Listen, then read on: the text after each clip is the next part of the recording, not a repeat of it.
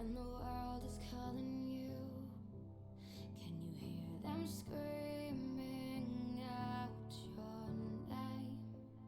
Legends never die, they become a part of you. Every time you bleed for reaching greatness, relentless, you survive. They never lose hope when everything's cold and the fighting's near. It's deep in their bones, they'll rot into smoke when the fire breathes fierce. Whoa, pick yourself up, 'cause legends never die. When the world's calling you, can you hear them screaming out your name? Legends never die, they become a part of you.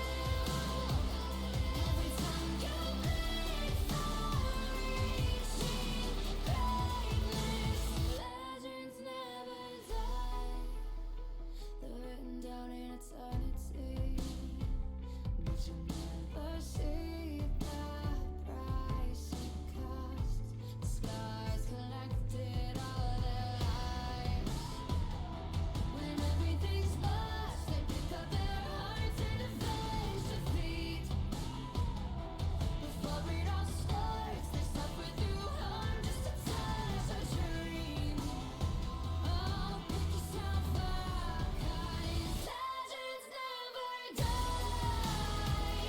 When the world's calling you, can you hear them screaming out your name? Legends never die, they become a part of you. Every time you bleed for reaching greatness, legends never die. When the world is calling out your name, begging you to fight.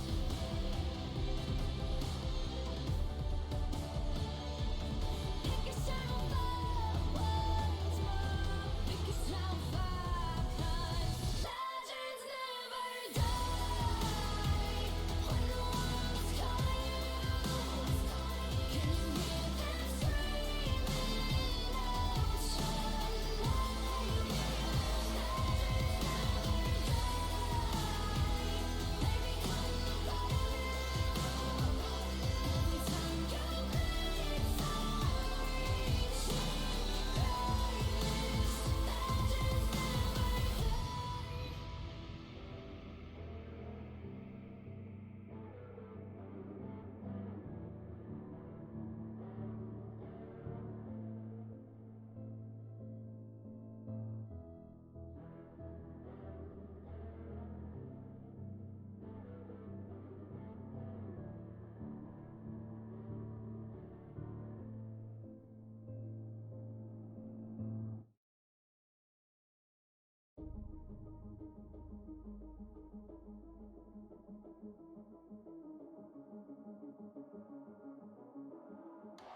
Welcome to the world, no heroes and villains.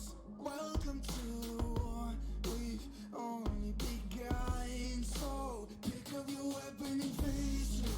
There's blood on the ground, go and take it. You get one shot to make it out alive. So higher and higher you chase it. It's deep in your bones, go and take it. This is your moment. Now is your time, so prove yourself.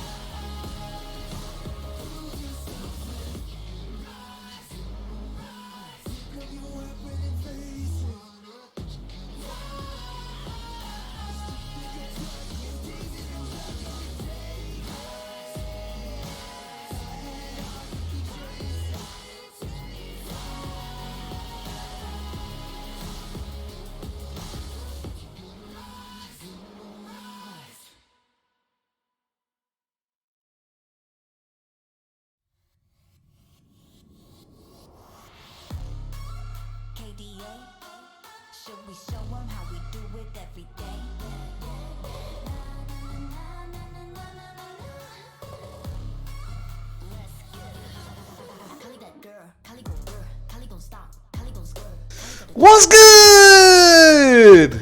I get to put my voice in here now. How's it going, everybody? My name's Flirty. We got week 5 of the PMA LCS. I think it's week 5 of the PMA LCS. We got T-Cock versus GG Easy. We about to go into game 1. Everybody's readying up for the draft. Making sure my overlays and stuff are right. Let me see. Let me make sure. I'm going to kick my overlay on. And this is going to be perfect as soon as I drop this. It's not! Damn it! Let's see. Let's do this. I'm not good at this. Let's see. What am I doing wrong? What am I doing wrong? I'm awful at streaming. They should have never given me this job. Why is it showing PMALCS over there? It's showing 2 different screens. That's what it's doing. Stop doing that. There we go. It's perfect. I had another window open. That's why it wasn't working right. We're just waiting on these boys to ready up, and we're going to get into this draft. GG Easy on the blue side. T-Cock on the red side. I'm ready for it. We're ready. Let's go, boys. Ready that up. I'm a bad streamer. I'm sorry. You get scuff streams when I get to cast. That's it. All right. So let's look at these teams. Let's look at what we got going on here. We got Zanzan42 in the top lane for GG Easy, right? Yeah. We got Kybalaw in the jungle. We got Flydrate, who is subbing in this week. And then we've got From Embers and Runback. So this is a spicy looking team. We know Flydrate's team is popping off pretty hard. Brother, if you want to get in here and cast with me, get in here and cast with me. If you in the chat, let's go. I don't give a shit. It's how you get better. You come in here and you just talking to the camera or talking to the mic or whatever, and then it all kind of flows out. All right, but we got a spicy team on the left side. Zanzan, Kybalaw, Flydrate, From Embers, Runback. Some of the best players out of Div 2. Been popping off the past couple weeks. Been some hot players to watch off of the Salty Runback. On the right side, we got Quadratic, Garebear, Stormion, the Torpedo himself. We got Joe Cool Bremer. Those are some long-standing names in the PMA LCS, and Torpedo and Garebear and Quadratic. They have been here. They've seen it all. They know what to do. So I'm expecting them to come out and have a clear game plan in mind and know what to do going into everything. You got Stormion, one of the hottest players out of Div 2. He was a potential Div 1 player even, which was pretty freaking pog. What? Ain't got no admin privilege? What you mean you ain't got no admin privilege? I ain't in no admin channel, right? Oh, you ain't in the... Oh, you're not a caster. You don't have the caster thing. Damn. Sorry, Dave. I can't muscle you in. Message somebody, tell them to muscle you in, and then I'm down for it. But I can't do it myself because I'm not like that. Are we doing this thing or not? Come on, T-Cock, let's go. Everybody's giving me the ready signals. I'm readying this thing up. I've been sitting here jamming to the League of Legends official playlist so we don't get, whatever it is. What is it called? I don't know the legal term, but we don't want to lose our stream. And I've been just parking out over here. Hurry up! I'm gonna switch it off of this song though. I don't like how slow this song is. Let's listen to Kaisa. Doom, doom, doom, doom, doom, doom, doom, doom, doom, doom, doom, do do do do. All right. Yeah, they told me they were ready, so now I'm here, and I'm just talking because I ain't got nothing better to do now. I'm not gonna shut up now because they were like, "Hey, we're all ready. Let's do this." Because it's 5 minutes past their game time. Now we're 10 minutes past their game time. Let's go. Let's pick it up. Got the boom, got the bang. Gonna shake it in your face. Something, something in the rain, and there's something in the something, and there's something in the something going dumb. Look, y'all gonna make me pull a Chad Pang when I turn my webcam on. Oh, I can't do that. Hold on. Let me get... Over here dancing. Yeah. Let's go. Let's get this. Let's get this bread. Somebody clip this. Send it to the Salty Runback. Tell him Jake's being a dumbass. Make that the caption of the thing as you send it in. White guy dancing. Dad dancing. Let's go. All right. Real talk though.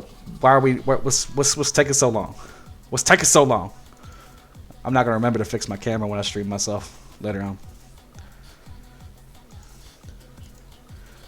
You have wrong link, Flirty. What are you talking about? What do you mean I have the wrong link on? I'm the one that sent the links out. What are you talking about? You guys got the wrong link. I hate you all. Nobody sit here and tell me I have the wrong link. I'm mad. They're over here drafting. How is this not working? I'm mad. I'm salty. Look at them teams. All right, we scuffed. Okay, get out of my face, everybody. I don't want to hear it. All right, so let's look at these teams. We got Teacock with Seraphine, Diana, Morgana, Samira, and Urgot. That's a pretty meta-looking team if I ever did see one. We got GG Easy with Vel'Koz, Thresh, Sejuani, and Jinx and Scion. That's also a pretty meta team besides the Vel'Koz. If you guys can't tell, I had a little bit of drink today. I'm sorry. But we've got the Vel'Koz in, so let's see. Let me stack these teams up. Let me look at the bands. So we had some Nivea, we had Ashe, we had Cannon, we had Silas and Silver coming out of Teacock.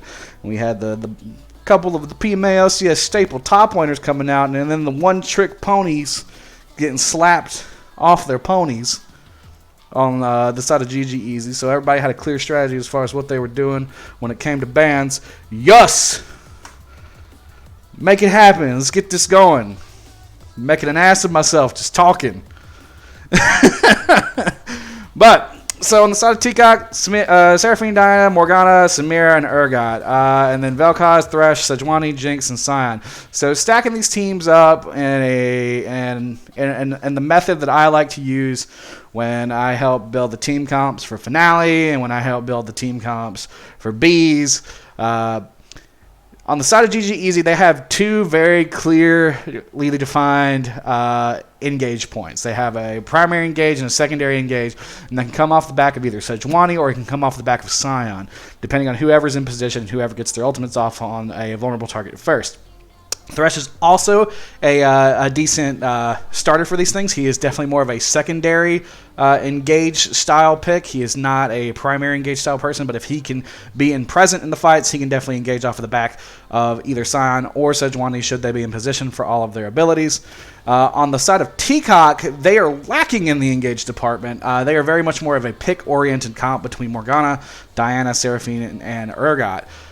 This is going to be the struggle that I will see, or this is going to be a problem point that I think we'll find as the game goes into here. These are definitely all comfort picks for the side of Teacock, but I'm going to be interested to see how well they play around their vision and how well if they set themselves up through powerful laning, because that's the way you translate these finesse comps that don't have a solid primary engage source. You definitely have to dominate your lane phase or at least come out mildly ahead, but with a solid level of vision control around the objectives that you want to fight for. Without that, you really kind of go in dark and go in risky against a comp like GG Easy that has these tools to just engage suddenly upon you. So, stacking the comps up one for one, I personally like GG Easy's comp overall. I think it fits more of a PMA LCS meta playstyle, but Teacock definitely has the players to pull off this.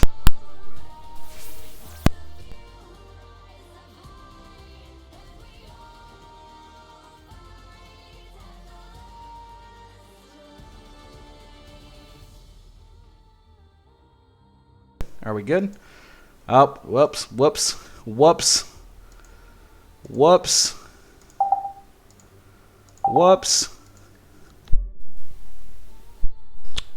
There we go. All right, we're back. Sorry.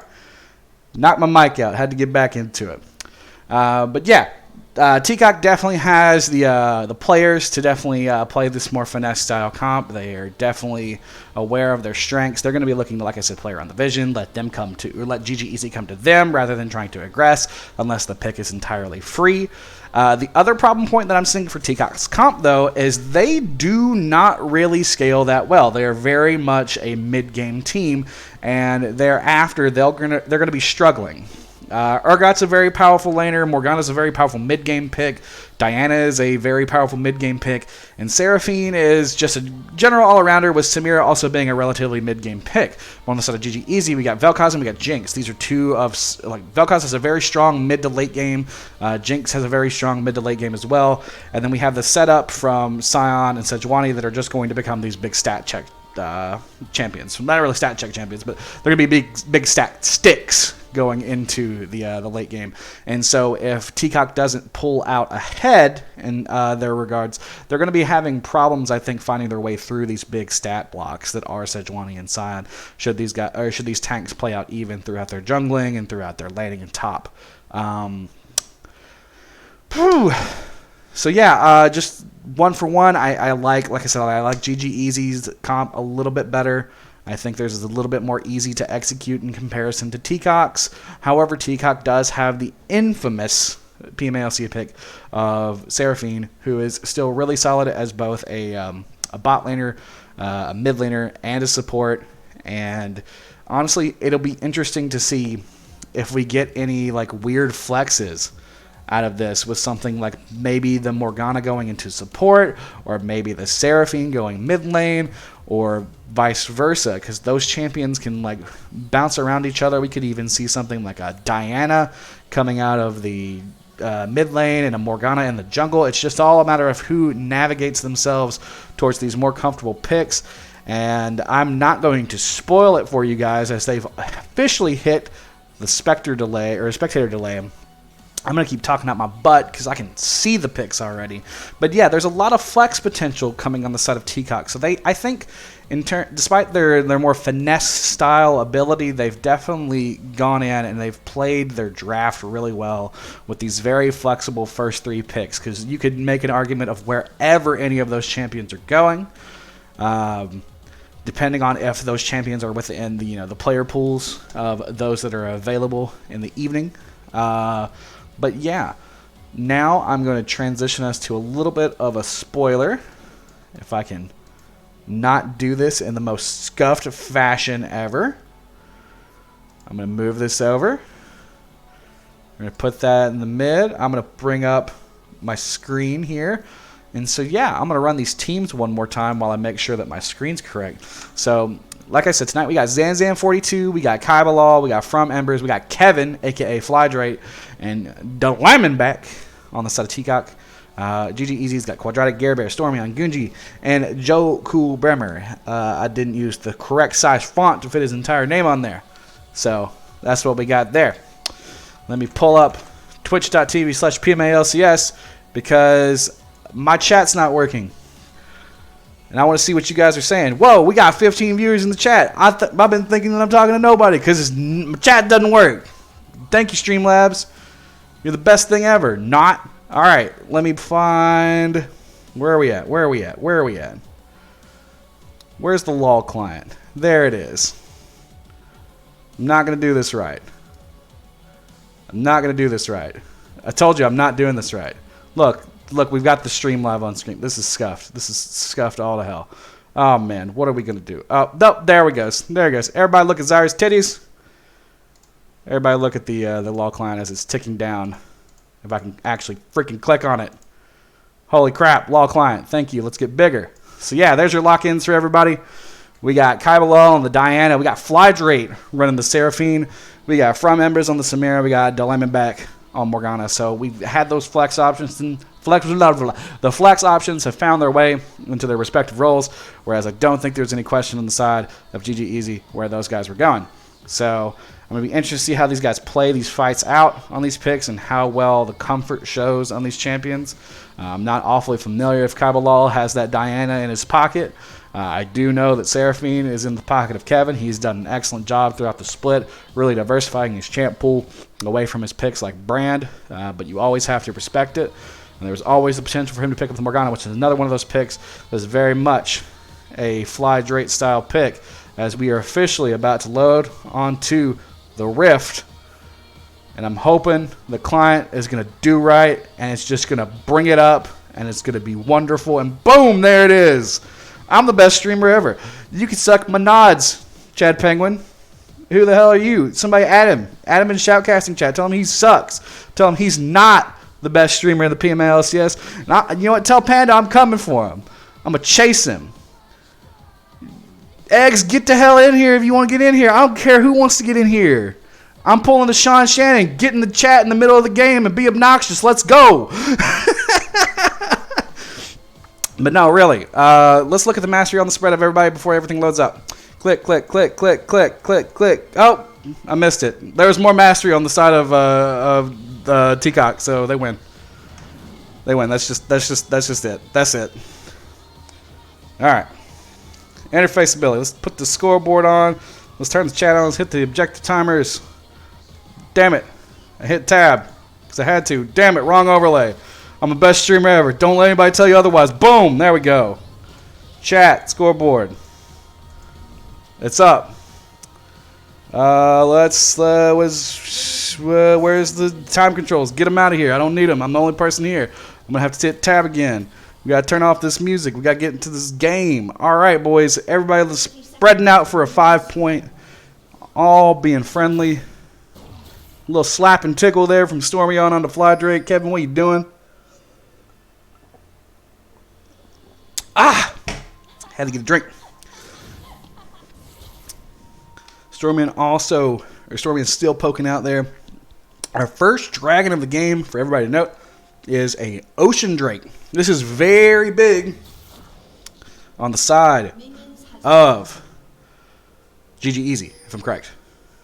Yes, this is on the side of GG Easy. I don't have the fancy schmancy BS set up on the deals. So GG Easy is on the red side and Teacock is on your blue side.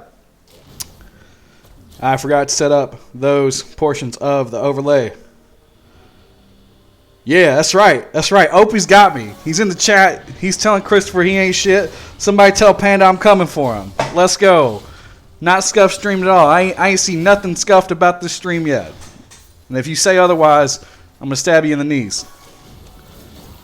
Let me pull over and bring up my chat so I can actually interact with you boys. So we got a little farming coming out early. Pretty standard stuff. Nobody's being aggressive. Kaibalal finishing up that blue buff. Ooh, look at this farm in the bot lane. It's insane. I made my scoreboard drop. Shit. Not scuffed. Not scuffed at all. Don't even worry about it. So we got Zanzan and Quadratic slapping each other a little bit aggressively before these guys hit their level 2s. Zanzan winning the trade out with the shotgun knees, putting Quadratic down to about half HP as he's charging up that smash, trying to get the last hits in. But we got level 2 down in bot lane. We got misses all around as the Runback hits the Q on the torpedo from Embers, getting a lot of poke damage on him. That's a 1 trade right there. That's a half health Jinx. So great job hitting the Q. As we've got Zanzan, the Grandmaster Slayer, running in here, telling Quadratics, get the hell out of here, I'm a Grandmaster Slayer. As he's forced to walk back to his turret, this boy's going to have to take his back. He's going to have to TP early. As, oh my god, the Runback again with the Q, smacking this Jinx down. Joko Brimmer's got an excellent play to act as disengaged, though. This wave is not in a juicy spot for the bot lane, considering their health pools right now. Let's get the Zanzans in the chat as we got the Runback walking forward here, looking to be a little aggressive. It looks like he's got the potential to do it right now. He doesn't have to worry about anything with the health difference if they look to make the trade. Fly Drake farming out in mid lane. Got a little extra comet poke coming down there from the Runback onto this Jinx. As Zanzan's pushing this wave in, likely going to look to make this back himself and come back with his own TP to be closer onto timers. with Quadratic, or he could even hold it considering how dominant his position is in lane, as we've got Sejuani floating down toward the bot side, and we've got Kaibalal walking in through the tri-brush here. They're looking to make this call on this low health Jinx. Jinx, you are being greedy right now.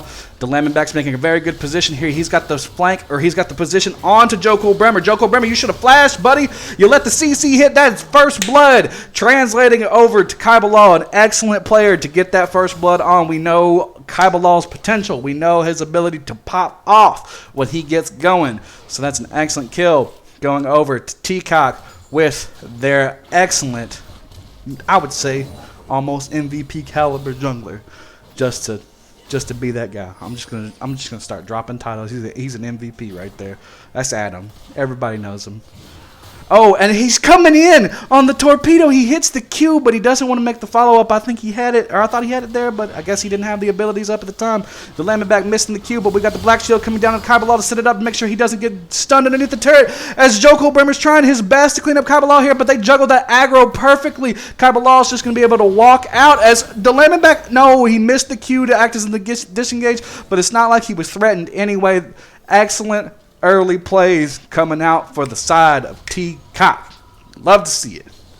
Love to see it as we got the dragon spawning up now. In about 4 seconds, Kaibalal is going to look to come over and maybe see a gank on mid. Nope, Vel'Koz has backed. He's looking to clear out the vision that's apparent here as he's going to pick up these Raptors. Fly Drake clearing out the vision near his lane. We got Sion and we got Sejuani up on the top side looking to muscle around on this blue side jungle and claim the Scuttle Crab floating up on that side of the map.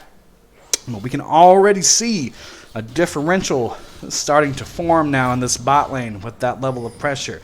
Samira's got a near 15 CS lead over the Jinx. Jinx has that inevitability factor on her side. She's one of the best scaling champions in the game. But with the way that these waves have been sitting, I don't know if Jinx is going to be able to come online quick enough to get through this honestly very, very rough early game. And who do I have in here with me?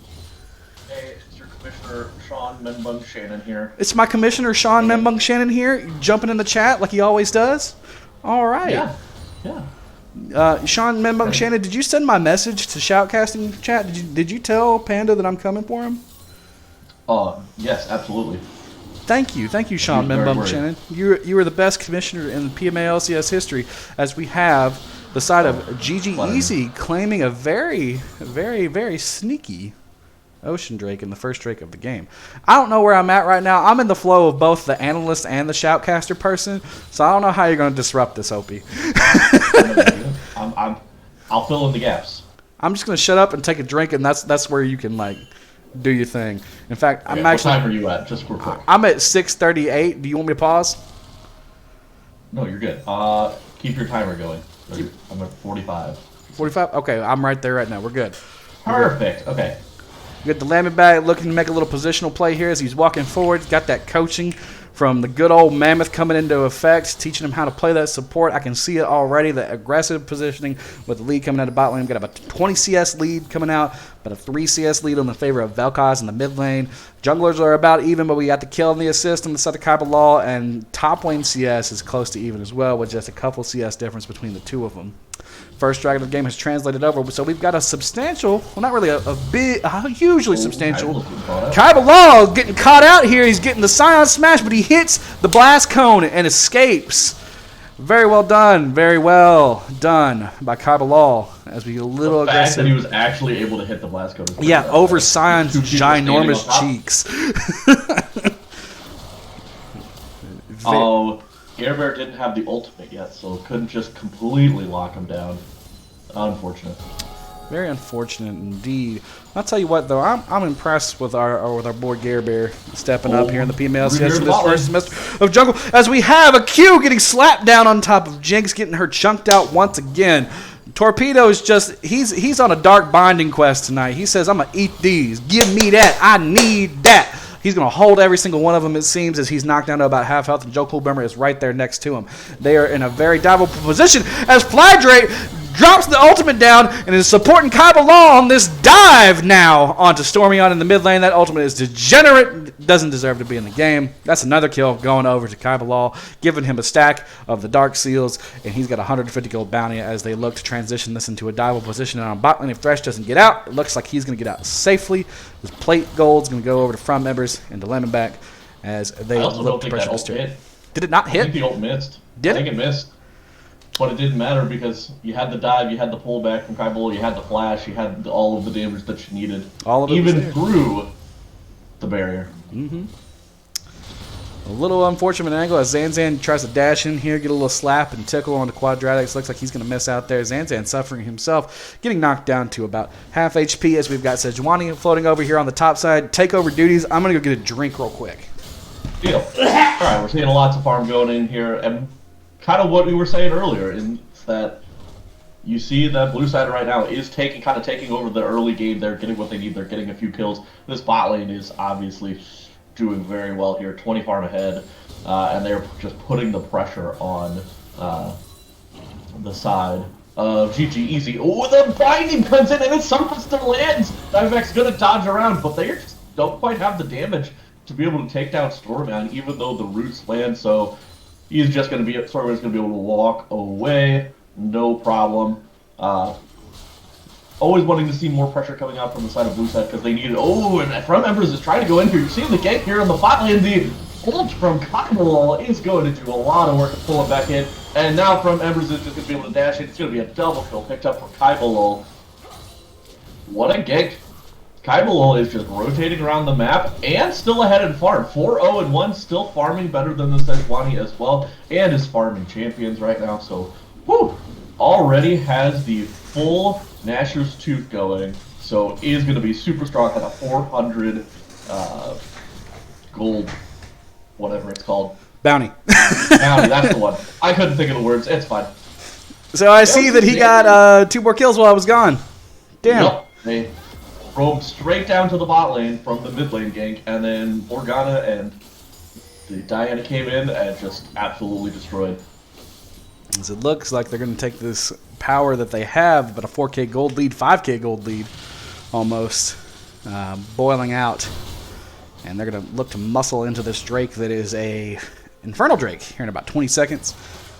We've got the entire... Your jungle does not belong to you anymore. Oh, and Jungle going to blast code the ball right into Diamondback arms, and Kaiba is going to pick up another kill. 5-0-1. Stormyan, you were in a bad spot. And then he's getting the torpedo on the backside. There's so much split attention everywhere, but it doesn't matter because they're so bad. Comes in there. Oh my Remember, goodness. he's on the run. Is not going to escape this one. He's got the blast cone! Oh! He's going to be able to walk away. And although I know Quadratic took the block, he's in a bad spot. He's going to get knocked up by Zanzan, who teleported in at some point, and they're going to be able to take out Quadratic. So they're going to get a little bit of something back. It's going to go down to Stormyan, and then the play is going to pick up Garrett. Flydrake's going to pick up that kill.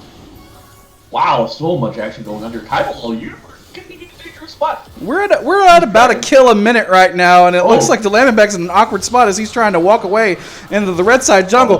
But Samir's saying, I'm going to get my boy out of there, saving Private Morgana as they try to run in, but they get all of the 60 down. That's a kill. Come on. Somebody follow up Kaiba. 7 kills now. We're still sitting just under a kill a minute in this game. Jesus, this game is bloody. You guys, that whole fight just never ended. It was just like invade, into fight, into people spawning, into teleports, into more fighting until the dragon finally gets taken down. Yep. It's 11-1 with a over 6k gold lead. This is at 12 minutes. At 12 minutes, this is an outstanding lead that Teacock has taken early in this game. I'm going to be interested to see if they can actually maintain it, because as is PMA LCS tradition, we always find a way to throw our leads. And I can already see budding in the eye of GG Easy their desire to come back in this game, because you have 4 members currently with pinks inside of their inventories. They're ready to set up this vision and reclaim the areas of the map that they can get so they can get the resources back in their hand. As Flydrake and Kaiba low and flash again on top of Stormyan. Oh, he's not going to get out. Oh, poor Teacock. Oh, Stormion with the excellent Well, plays. Stormion just got a lot of gold there. He's sitting at 1,800 gold in his inventory right now. So, when he finally... Oh, and they're going to get some plates for him, too. Oh, they are trying to set up Stormion to be that poke carry. Oh, Lord. They needed him to be all the wave clear and all the poke and all the damage. He's got right now. 2k gold before the tower hits. Now it's like 2,200 gold to spend. So that's going to be a big old buy for Stormion, who already has most of his components for his, whatever it is. Luden's Echo. Luden. That's Luden's what- I don't Tempest or play anything. Luden's something? I don't know, man. It's Luden still. But it's going to be a problem because eventually, regardless of how behind they are, Scion and Sejuani get tanky. So if you just have a front line and you have a Jinx later on in the game and you have a Vel'Koz who's just going to poke and do a ton of damage, there's a chance that they still come back from this huge deficit. That's correct. As I mentioned earlier in the pregame, the scaling is always on the side of GG Easy in this matchup. The mid game is definitely on the side of Teacock, as you're stating.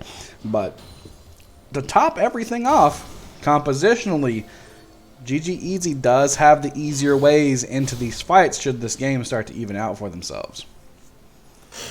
Yeah, it's almost going to be like you want Zan. You want what? Cutting out there on me. As Morgana lands the Q onto Thresh here, it's getting chunked down to about below half health, having to pop the Zonias to survive here. As Zanzan is diving now onto Quadratic. Am I disconnecting?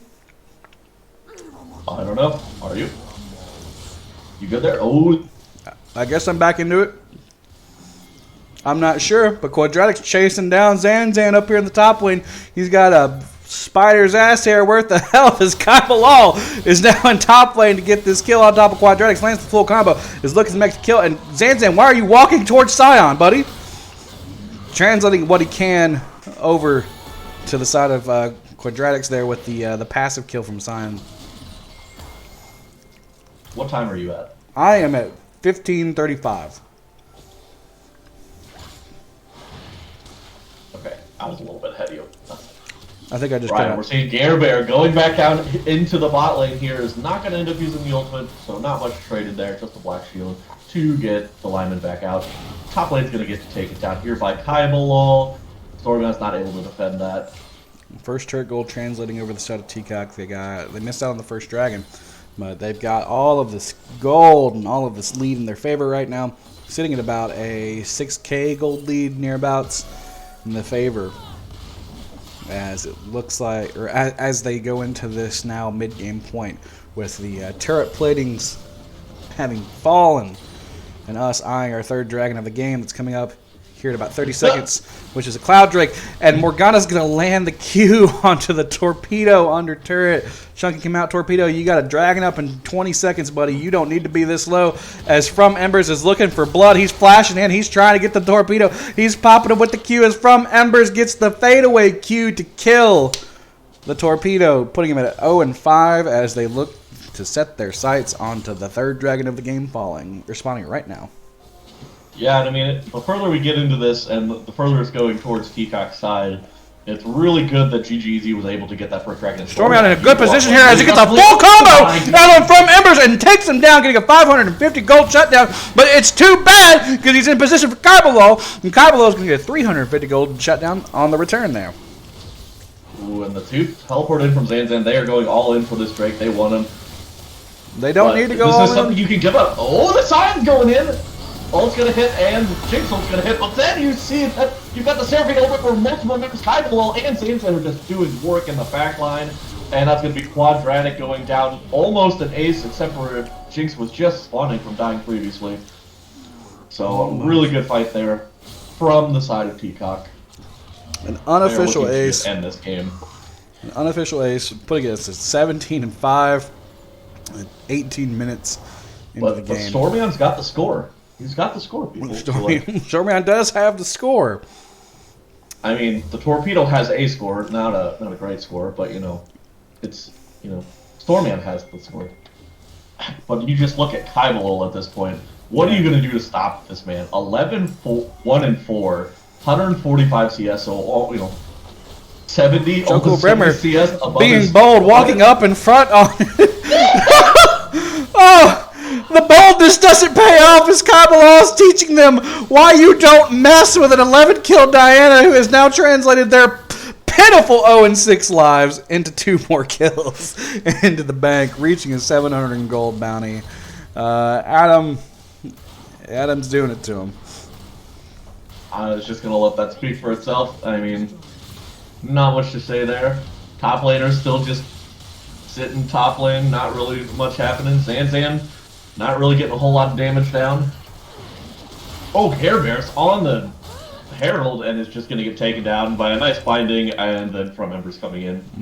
Who is 3-1-9 with, a 40-plus CS lead at this point also in the bot lane, so is super strong in his own right. Oh, we're seeing the Sion ulti go in, and that's going to be Stormion picking up the kill onto Zanzan. A little bit too far forward there, bud. Stormion's like, I might not win this game, but my stats are going to look good.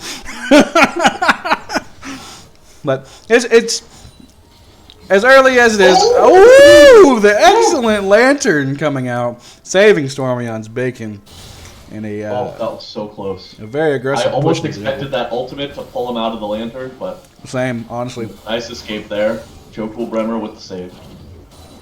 So, if you're looking for the ways to get back in this game on the side of GG Easy, you can take a little bit of solace in the fact that all of the gold is in the pocket of Kabbalah right now. He is literally their person.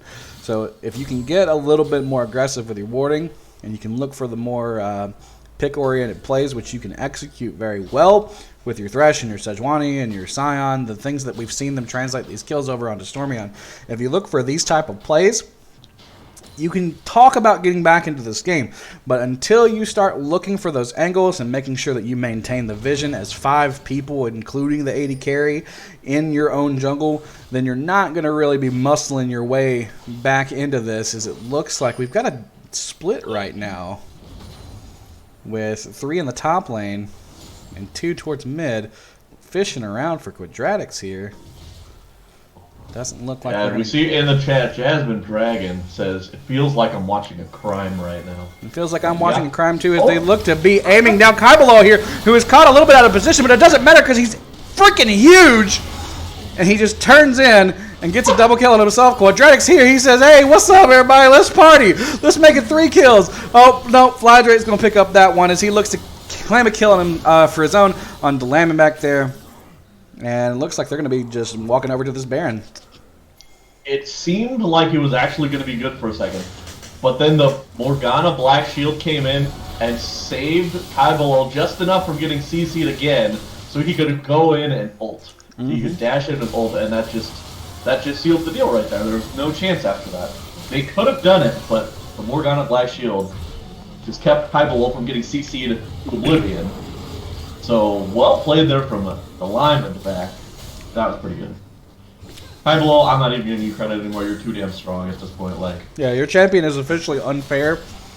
You know, and honestly, for as unfair as your champion is, I'm going to have to just give my official caster call here and say that you lose a ban next game due to how unfair your champion currently is. Like 3 extra bans towards Kybalo for free. That's it. It's Riot. Why do you make? And so when champions are 15-1, they're that strong. Like, what the heck? Honestly, if they're 15-1 at 20 minutes, they kind of deserve to be that strong. As we got GG Easy trying to muscle their way in over here onto this dragon and look to claim it. They've got the positioning for themselves, but guys, I don't know if you have the strength to claim it for yourselves.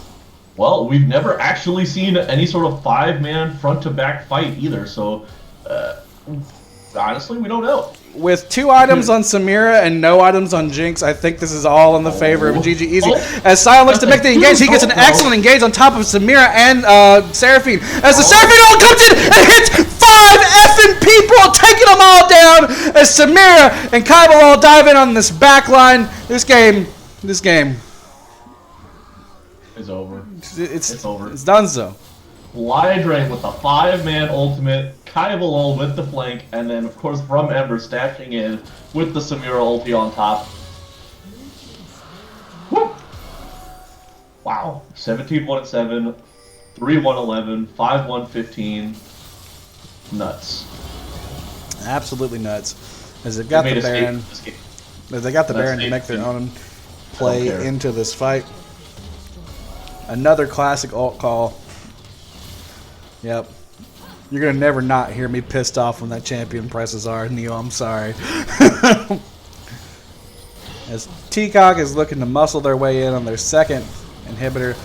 As Sion getting peppered with a little bit of love here. As Kaiba just jumping in, taking out Jinx. Not even hitting his abilities on Jinx, but he's going for a quadra kill right now. As Samira's dashing around doing what she can do. But it doesn't look like it matters because she's going to suffer at the end of Vel'Koz's tentacles. I've seen that on Reddit before. As we're looking to close out here with Zanzan. Zanzan's going to die. And Diamondback focusing on the actual objectives while Kaiba is going for the juicy stat line of 29 and 1. This man went into 29 KDA and he got it. As game 1 of Teacock versus GG Easy goes over in the favor of Teacock. GG well played by Teacock. Most definitely. And an unfortunate start to this two-game series from the side of GG Easy. All right, so I think we agree Zanzan was the MVP of that game. Yeah, Zanzan all the way. Had nothing to do with their jungler. Absolutely not. You know what? Let's just let's show you the stats here. To get rid of all the overlays. Yeah. Kaiba getting 28,000 damage in the game, nearly doubling the next highest person in Vel'Koz, who's at about 15. And then Jinx, poor Jinx, throwing in about as much damage in the game as Thresh did. Just speaks to how well Teacock can claim tempo and establish it and really push their advantage. Full props to him as we look to transition ourselves now into game 2. I'm gonna hit you guys with some music. We're not gonna do an MVP because it's Adam. I'm not entertaining this notion tonight. It's Adam. Adam, congratulations, you win game 1 MVP. But let's get ourselves into game 2 as I mute my mic.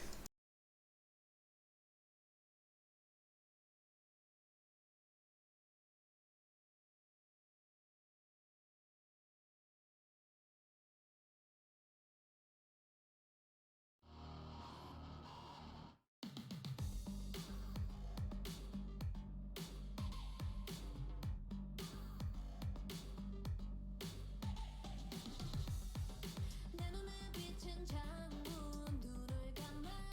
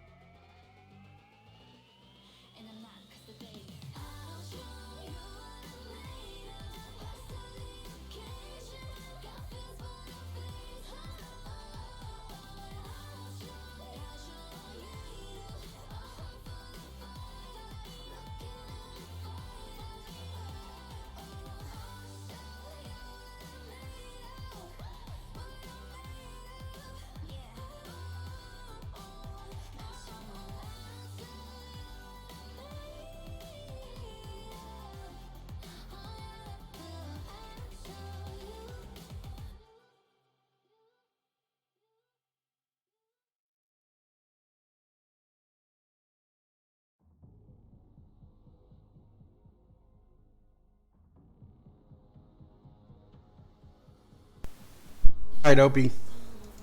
Get back in here. Oh, I never left. I was all up in it. I know you were, but so am I. All right. Hot. All right. Let's talk about it. I'm going to assume that you watched the early portion of that game, right? Yes, I was in the chat. You were in the chat. So, what is? How do you reset the mental from a performance like that? If you're GG Easy.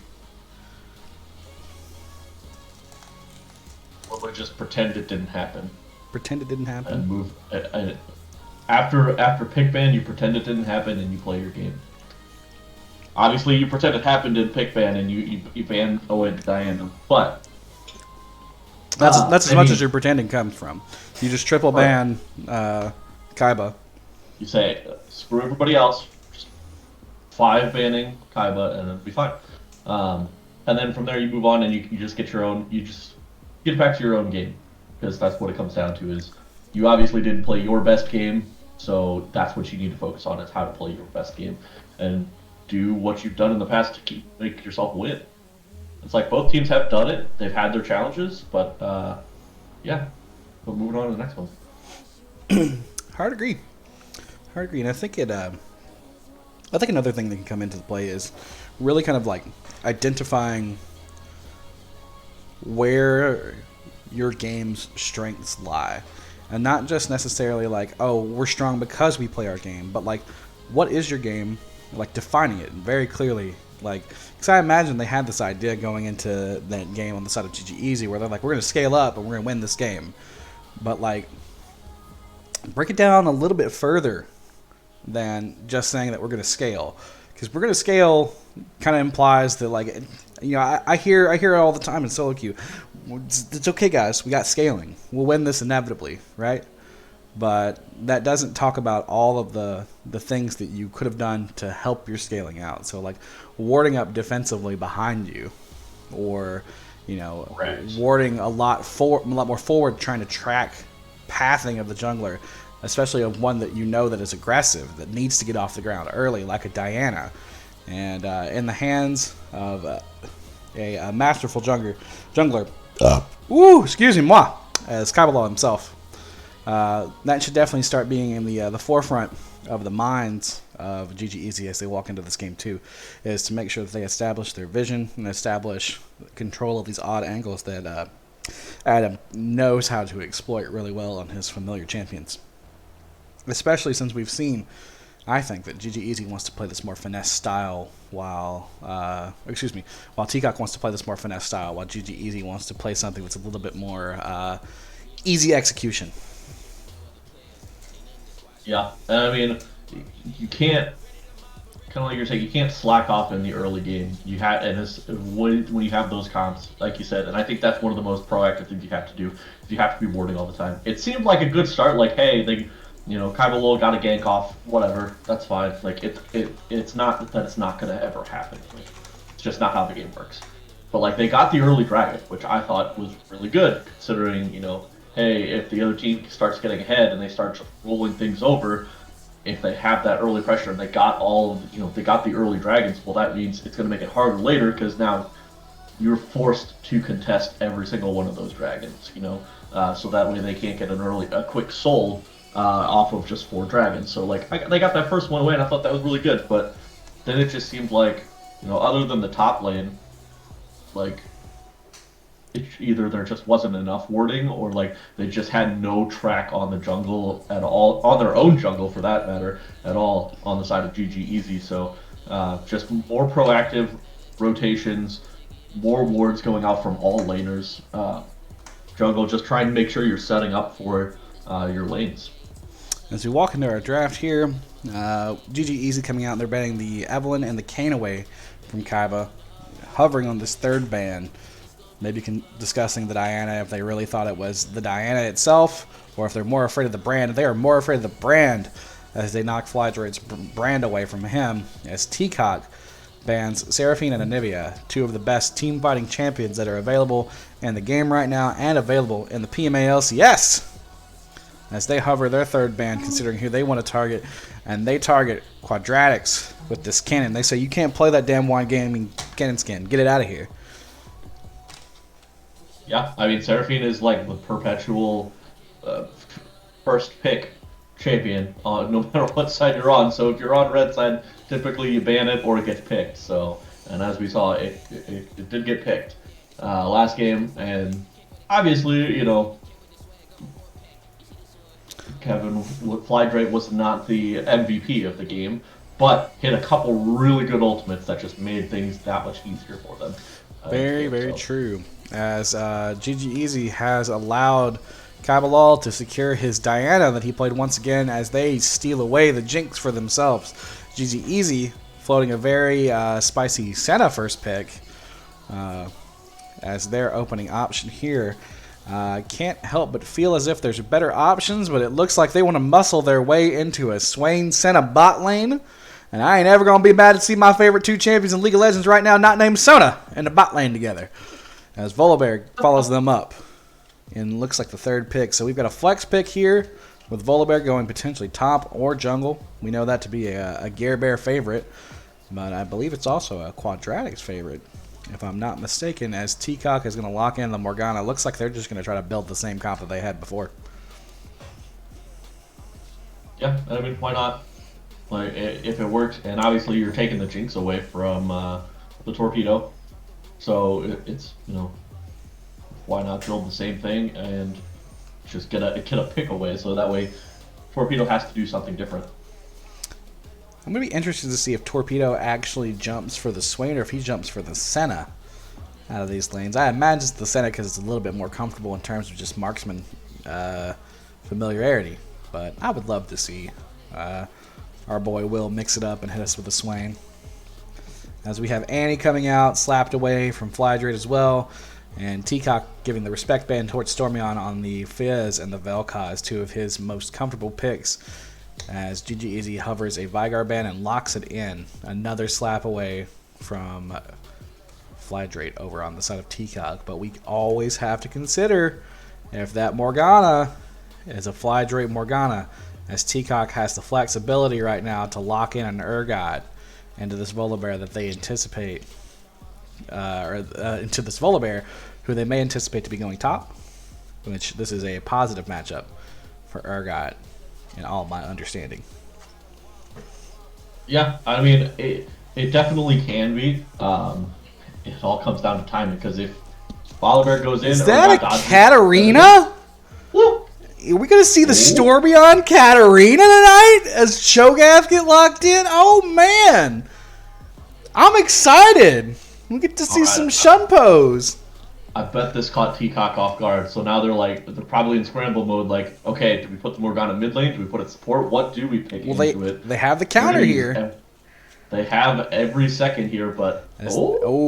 Kevin electing for one of the best picks into Katarina. Come level 6, he wants that Malzahar. He says, you're going to not Shumpo everywhere. You're going to stay still. You're going to stay still. Yeah, and I mean, at level 6, it's a really hard thing for Katarina to be able to do anything. Because you step too far forward, guess what? You've got the ultimate for Malzahar, and then you've got a Diana flying in on you. So it's going to be hard to outplay. Good thing, though, early Katarina can kind of maneuver around a Malzahar. You just gotta dodge the Q very easily, and then Shunpo it. You can easily break the shield. Very true. I'll be interested to see if Stormion elects for the Teleport Ignite summoner spell run that's been ever so common on champions like her with the reset mechanics. And you can never, like you said, disrespect the potential of a Katarina level 3 all-in when she has access to her full burst early with that electrocute most likely in hand. But overall, Teacock doing more of the same. GG Easy looking to find a little bit of comfort with the Volibear and the Cho'Gath for Quadratics and Gearbear. I'm not entirely sure how familiar Stormion is on this Katarina, but it's a spicy pick. I got a soft spot in my heart for Katarina. I can't play that champion to save my life, but I got a soft spot for her. As we walk into our client bands here, I'm going to keep the overlay pulled up. But squaring these comps up, Opie, who do you think's got it?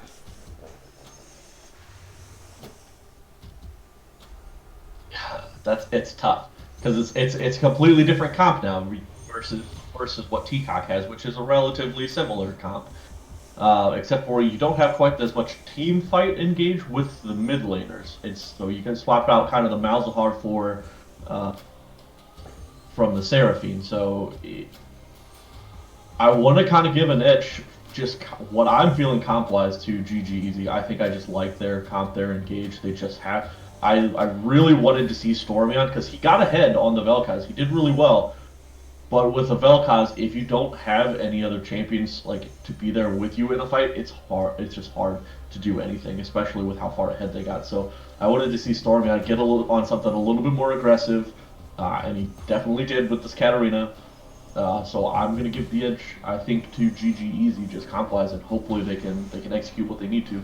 I think in terms of like playstyle balance, I'm also going to give it to GG Easy. Oh, your screen froze. My screen froze? What do you mean my Yep. screen froze? If you're looking at the channel, it looks like it just has 2 bands on either side. of the Oh, screen. did it? Well, That's awkward. Sorry, guys. awkward. Let's see. Not scuffed at all. It's okay. We told you what everything was, so we should have described it for you perfectly, so you have a Exactly. great mental image for when we go into game. Exactly. It should be. We painted the picture ever so clearly. Let me. Oh, is there a mod in chat that can set up a poll? I know people want it, but I'm not a mod. Oh, Light Pulse, you're here. They want to do their bets. Yeah. Get the bets in. Get your bits in. I imagine. And Light Pulse, Hansu's here, according to users in chat. So somebody can set that up. Somebody definitely could. I'm trying to actually see where our source problem is here. Are we fixed? Do we know if we're fixed? I'm touching things. I turned on volume. I don't hear anything from the stream either. Don't hear Fixed. anything? Oh, I hear it. Like if you're watching on Yeah. twitch.tv/BMLCS. Oh, I hear it. Mm-hmm. Say something right now. Like if you're watching on Yeah. twitch.tv/BMLCS. Oh, I hear it. Yeah. No, I hear it. I hear the sound.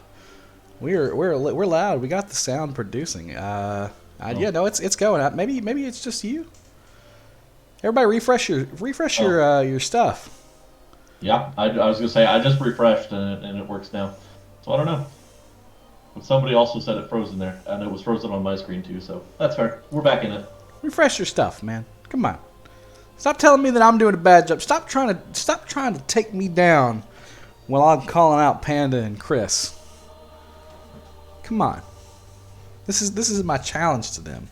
Poll, please. Look, talk to a mod. Or two. Talk to a mod. Talk to somebody that cares about this community. Get some help. Get some help. Stop. Get some help. But yeah, no, going back to these comps, man. I think GG Easy has a more balanced spread in terms of what they're capable of. I think they have a very clearly defined early game with the Swain and the Volibear potential ganks. I think that's very clear to them. I think Katarina has her own she has her own pocket of existence within this comp. She's very much going to be engaging off the side of everything, but she's an excellent backline engage that will be able to come in off of the back of these Volibear engages that will be supported by a Senna and a Cho'Gath and a Swain. They've got the late game scaling with Senna because more than likely this is going to be a fasting Senna if they play this lane like they should. So I'm going to give the overall kind of just, again, the ease of execution mark, I think, to the side of GG Easy. However, if it ain't broke, don't fix it on the side of Teacock's. And they made their comp a little bit easier this game by getting rid of the Seraphine skill shots and introducing the Malzahar press R. And I say skill shots in quotations. Yeah, because they're as wide as the lane. They're as wide as the lane, but Kevin still found a way to miss one or two of them. Yes, he did. But That's why he didn't get MVP. But he said this time around we're gonna just make it point and click so I don't miss these and get called out for it. Somebody got the poll going. So for those of you begging for it, and there's 5 minutes. 5 minutes you have time to submit your stuff. So you get to see a couple of first bloods and stuff like that as we get into Get to all this. We're ticking down at 1 minute and 30 seconds on our spectator delay, or 1 minute and 20 seconds on the spectator delay. Oh, I need to look at the right screen here. Not the left one? Not the left. I'm looking. Yes, not the left one. Yes. Wait. No, I need to look at the right one. I had my client on the right one. Let's see. Let me pull this up. What is up with this? Oh, this is a Phaliosis theme. This is emo AF. We're so edgy over at Riot Games with our Targonian champions these days. I remember when they were all about gems and being outrageous. But yeah, so you're giving your money to GG Easy over here, Opie? Yeah, I think they got a little fire lit under them here. Coming down to the end of the season, and with those two teams being pretty close, they need to make something happen in these last 2 weeks in order to have a chance to. Well, I don't know if it's a top 6 in the second division that move on. I'm not entirely sure. You got me on that one, but I think I'm gonna go the opposite of you. I think the gas and the juice is flowing in Kaibalal's veins. He said, "Look, I need to stop disrespecting me. I'm gonna take this league over." So I want to give it the favor of Teacock once again. As we load up on, I mean, it's definitely not a terrible idea. As You're we putting your money there. load into the loading screen, let's try to get familiarities on all of our champions here. I see more blue on the side of GG Easy. Can we call that a win? Let's see. Hit this overlay. Well, that's awkward. They didn't open the game to spectators, so I can't spectate it. Oh. Well, I'll stream it for you on the client. Now I'm going to pause. Wait, no, I don't have to pause because you're not in here. Screw you. Get all these things turned on. Get the time controls turned down. Float over here to Discord. Screen share. League of Legends. You look clear over there, buddy. Oh, it's perfect. Crystal clear. Stormy on Flydrate. Throwing some licks out at each other. A little disrespectful, but hey, he opted for that area, so he got that mana flow stack while Stormyon got what? And Stormyon went for the Dark Harvest and the Flash Ignite over the Electrocute that I thought, I'm probably wrong on this, that I think is a little bit more confident. As Kaibalal is going to get hit by the Never Move here, looking to never move as he gets shut down, forced to flash as Bear runs in and lands that stun. Ooh. I'm really kind of upset that Stormyon didn't flash over the wall there.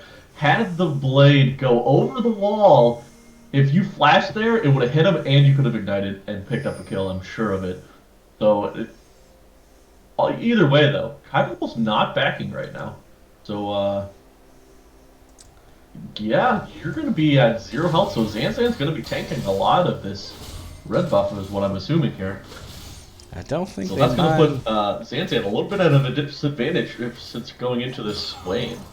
And another thing to note here, this is a quadratics on Swain. And we didn't point that out at all. Yeah, does play that very well, and so it's a Cho'Gath support. This is going to be a farming Cho'Gath, which is a common fasting Santa partner. Offers the extra stick between them. Unfortunately, I don't think they opted for the runes that are the most proper in this situation. I think Cho'Gath also goes for the Glacial Augment in his build so that he can go for the approach velocity and the extra sustain from the biscuit so he can tank more damage and farm safely in the lane. But he went for the Comet for the extra burst damage to maybe look to help secure a little bit in the way of kills. But I'll struggle to see how these guys get in on top of this Jinx and Morgana. Wait, Sebastian saying that Tam King put all of his channel points onto Teacock. I should have put more onto GG Easy then. I'm kind of mad now. As we got Volibear coming down in the bot lane, looking to make the stun onto Delaneybeck. He gets the stun, but nobody else is in range as everybody wants to walk over traps. As Joko Bremer Takes a little bit there as Quadratics is saying, you ain't getting out of here, Zanzan. I'm about to slay the Grandmaster Slayer.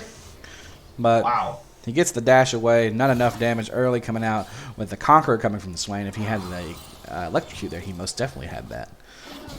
But, Yeah, so you can see that obviously Gatorbear is trying to be much more aggressive in this early game, unlike last game where he was just pretty much farming the whole time. So, and was not even ahead in farm in that game. So trying to make a big difference here. Is blowing flashes, so doing a really good job of actually getting something done. May not be getting the kills yet, but now you're set up for those next ganks. definitely set up for the next game. He is suffering, however, in the farm regard, as he is 12 to 20 right now as we hit the level 4 spike on Stormion's Katarina as he goes in on top of Flydrate here, peppering Flydrate down to about half HP as he pops his potion. There's his first potion of the lane to catch himself back up. We've got Kaibalal floating over here into the jungle looking to maybe find Garebear, who might be low on HP as he looks to make this steal on his Raptors. He's in a good position to walk in on Stormion here, though. Stormion catches the sus, makes the Shunpo out the way as he looks to clean up this ward here. Yeah, and they're pinging that the jungle camps might have been taken from where Kaibalol went in, but actually didn't end up taking the whole camp or just didn't take the camp period. So doesn't look like he took the camp period in that regard, electing for the gank instead. As we've got the never move coming down on top of Zanzan, we got the stun. Oh, he flipped him out of the stun. An excellent play by Zanzan. A good flash to get away from any follow-up that may have come in from that. Great job, Zanzan. He's not awful in this situation. I'm questioning as to why the hell he built a cloth armor against Swain, but here we are. Good job to Zanzan getting out of that sticky situation. Definitely a little bit of an interesting first buy on that one. Maybe he just didn't have much, and he was like, maybe this is the best option, but I don't know about that one. Ooh, but a nice pull-in once again, coming in. Zanzan's got the shield and the dash out. It's just going to be a play-safe lane for Zanzan, whereas Quadratic's just trying to poke him out the entire time. Genji Gang walking up here trying to do his best to break this little bit of a stall that Teacock's got going on, but hey, it's okay. Joko Bremer's going to do that for you. He's got the Q. As these never moves never miss, boy. Quadratic stacking these passive, looking to be a tonky boy come late game. Yeah, you can build a Bramble Vest, Tam King, but I still don't think, I mean, even into this whole... Garebear walking right on top of Dilemma back here. He's not going to be able to get out. I don't know if he has flash this time as the Black Shield pops from the Senate Q. Are they going to be able to get it? First blood going over to Genji Gang. Let's go. Clean it up from last game, boys. We got that mental reset. Let's go. Give me those channel points, Tam King. I want him. I'm coming for him. Boys, easy, trying to make this game GG easy. And they're, once again, going to take this first drag. They did get it last game, and it didn't work out for them, but this is a mountain drag, which is going to be very beneficial for them as well, because their whole team is going to get relatively tanky in the Volibear, the Cho'Gath, and even the Swain as well. So, nice pick up there. Farm's getting a little bit swayed in the bot lane, but they did pick up a kill down there, so it should be quite okay. Most definitely. It went on the person that you want to get it on the most, and went on the Senna in this regard. You want her to be getting closer to her scaling as best as she can, and kills and gold and souls all favor her throughout this early game. As it looks like Stormion is eyeballing Zanzan in the top lane. Can Zanzan make another sneaky escape up here? Looks like he's going to be able to get out. Stormion not bold enough to make that dive on the still not level 6 Zanzan, but still able to disrupt Zanzan. Yeah, and you can see the CS differential in the top lane is getting there. Quadratic is slowly but surely poking him out and able to take all the farm at the same time. Jungle, just a little bit of difference, about a 10 CS difference, but Care Bear's been the one who's been playing more proactive and getting these ganks off in his lanes. Definitely. Stormion even is farming out better in the mid lane, and he's tried roaming a couple times.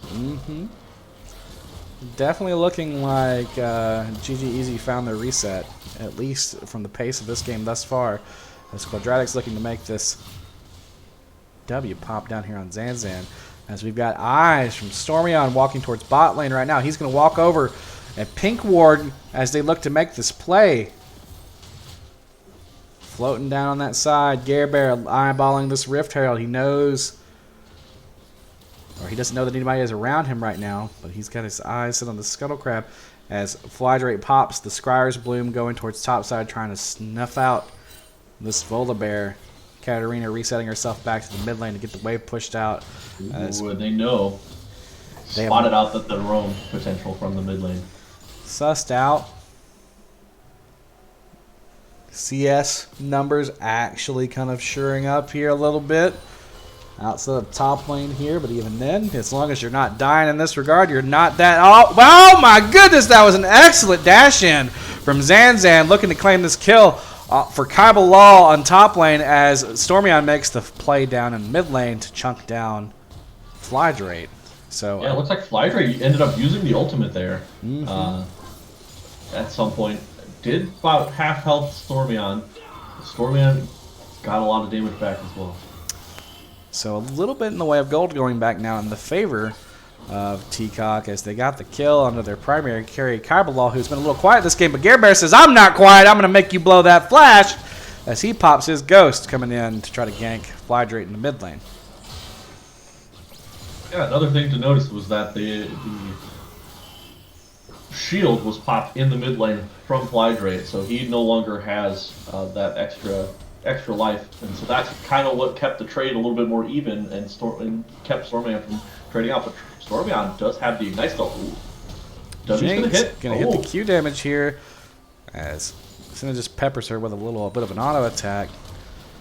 Feels like From Embers and Dilemmaback don't exactly know what they need to do in this lane of Cho'Gath Senna. And they're kind of letting them have the run of it from the fields. Like, it's, you know, they're farming well. They're staying ahead in that regard. They're playing to their condition, most definitely. But it doesn't seem like they're trying to fish for too much of anything back and forth, as this passivity from them is honestly kind of favoring the side of Joku, Bremer, and Gunji. Yeah, and I guess that's something I didn't even think about, realize, is that it's Gunji, not Torpedo, back in the bot lane. Because I think we were talking about how Torpedo was there, but I think he just subbed in for game 1. So maybe they're getting their groove back a little bit here in the spot lane. That would be why the Senna was picked up as well. But yeah, I mean, you can see Gunji is just kiting around very well, not getting hit with the Morgana Qs in this lane, and is able to put down the damage quite a distance here. You got Kaibalal fishing for a little damage on Gare Bear as he looks to clear out the Rift Herald vision. And speaking about Gunji on the Senna, which is a comfort pick of his, he's sitting at about 33 souls now at 11 minutes in the game. An excellent pacing of souls. Would always like to see a little bit better, but hey, he's feeling comfortable as he's approaching his 50 mark to give him a little extra range, damage, and etc. As the CS lead still sits at about 30 into the top lane. Quadratic's getting all of his stacks on his passive from all of these abilities that he's hitting all over the place. Zanzan not really this is sure. where the problem comes in, because Dragon's coming up here in 10 seconds. We just had the jungler back. He's going towards the top side, so I guess they are just giving up Ooh! Does he get it? Does he get it? He doesn't get it. Oh, unfortunate on the side of Stormion there. A very well played Quicksilver Sash coming out and stopping the ultimate, but unfortunately he wasn't able to get all of the damage that he needed to come off onto Flydrate to secure the kill for himself. But got to keep that Quicksilver Sash in mind now, Kevin. He paid his taxes. Paid him early. Super early. It's January and his taxes are already done. But he also just did not have the damage at that point either to finish off the kill, so a little bit of a, trying to figure out if that's overly calculated or not. But either way, Stormion will eventually be getting some more damage in, and he'll have that. And the fight for Rift Herald going on as Kaibalal secures that for himself. He's going to pepper around and say, hey, I'm going to put some seasoning on this bear. Who wants some cooked bear? But it don't matter because Quadratics is there to back him up. Flydrate is now in a sticky position, getting caught between a bear and a hard place. He's going to have to flash out. He's got it. He doesn't have it because he had to flash earlier. Ooh. the kill going over the side of GG Easy. We're at 3-2 now, boys. Yeah, and that's a kill going on to Stormion too, so that's really bad. Somebody you don't want to get going in this game, that assassin who's just trying to get to the back line. And you don't have much tankiness on the side of T-Cox either. The tankiest person you're going to have is Zanzan, and he is an off-tank at that. So that's going to be kind of scary, because Organa can get easily popped, Jake can get easily popped, Malzahar can also get easily popped, and she's already got that QSS, so Organa binding, Malzahar ult is not going to hold her back if she's able to get rolling here in these later games. Definitely not. Dilemma back fishing for a Q over here on Stormion, trying to keep him off of this angle as they look to translate this gold here on Kaibalal and Flydrate in the mid lane. They're two primary carries on this team, as Quadratics is going to bring the W in. Gare Bear's also here. He's going to look for the stun for himself. Doesn't get anything off. They flash out or walk out, whatever they did. I didn't actually process all of that with my eyeballs in that moment of time. But everybody gets out with a little turret plating on the side of Flydrate and Kaibalal, as it looks like Zanzan's going to... Oh, unfortunate. Zanzan didn't get it himself, as he is having to flash out now to get away from Quadratics, who flashed in to secure the kill on him, and who has a Leandries in his pocket. Flydrake getting a little scared there, pops the barrier as Stormion is walking away. Stormion doesn't have the ignite yet, so maybe not looking for that. Q coming out from Dilemma. Excellent poke coming down. Lembeck's kind of impressing me with his Morgana play today. As Zanzan gets chunked down. Kaibalal here is going to... Oh, he lands the Q narrowly. He's looking to make this kill on Quad. Oh, my goodness. The Urgot ult misses. But it doesn't matter, because Kaibalal's got enough damage to clean up the kill there. Yeah, and that's a play right there where Quadratics just got to pop the ult. He's just got to pop the ult right away and just try and get enough healing. But he waited a little bit too long, wasn't able to get any healing in, and then wasn't able to pop the ult as well to actually kill Zanzan. Because that surely would have been able to kill Zanzan if he would have been able to pop the ultimate. But he just ended up dying just too quickly there from all of the damage from Kaibalal. So something to think about in... W's not gonna hit. For future reference, just don't be afraid to just use it if you have to. Rather save your life than try and save it for a next fight and not be able to use it. Most definitely. The Angel Guard, if you're going to be hit by something, just use your abilities to either protect you or get you out of the way. As the first turret of the game gets translated over the side of Teacock, they have now secured themselves a very small, near 1k gold lead over GG Easy here, as Gare Bear is going to walk into the Dilemma back in front. Members, I don't know if they have enough damage to take this guy out. He's got the Sunfire Cape. He's a little bit tanky as the Senna ult comes in to support him. The Jinx Rocket goes wide, but we've got the Senna W down here looking to pepper a little extra damage on, but they're going to just walk away trying to disengage this fight. Kaibalal says, I'm going to check this bush to make sure nobody's being cheesy, as they start walking back to their lanes and jungles, trying to clean up and get ready for this dragon that comes up in about 35 seconds. Yeah, and we see Quadratic TP down really late there, so is going to be just backing here in the bot lane, or no, it's just going to stick around, I guess, for this dragon, try and get some vision out, so not a bad option, actually, just trying to get some extra vision in there. He's definitely trying to play around his condition here, as Malzahar's ultimate is going to suppress him down, put him at about half HP, but he's going to get the Q as well, again holding his ultimate as Kaibalal makes the dash in, and secures the kill.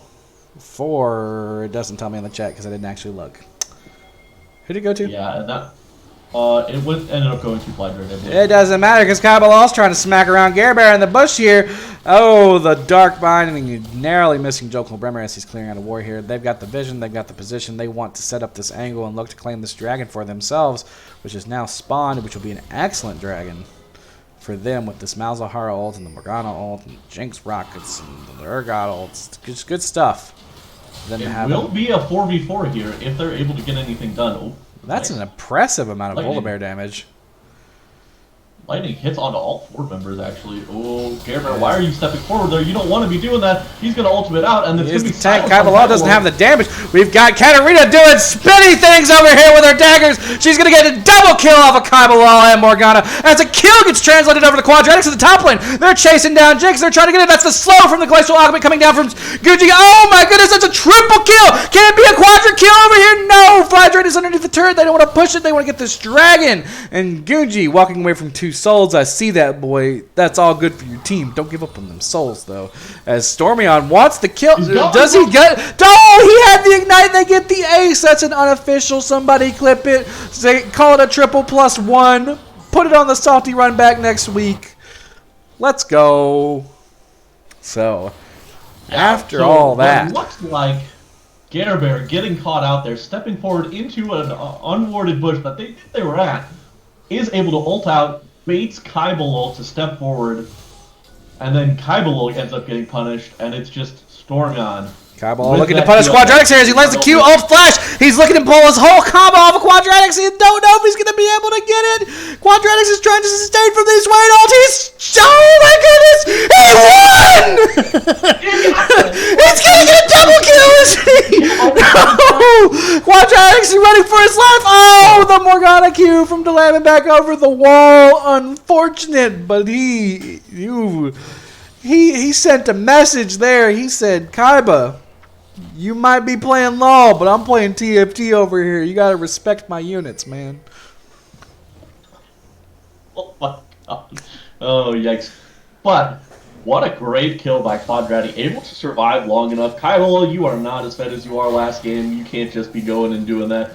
Quadrati punished the solo attempt by Kaiba, but then Kumar were able to collapse down onto Quadratic, who still almost took down the Morgana, but does get taken down on his own.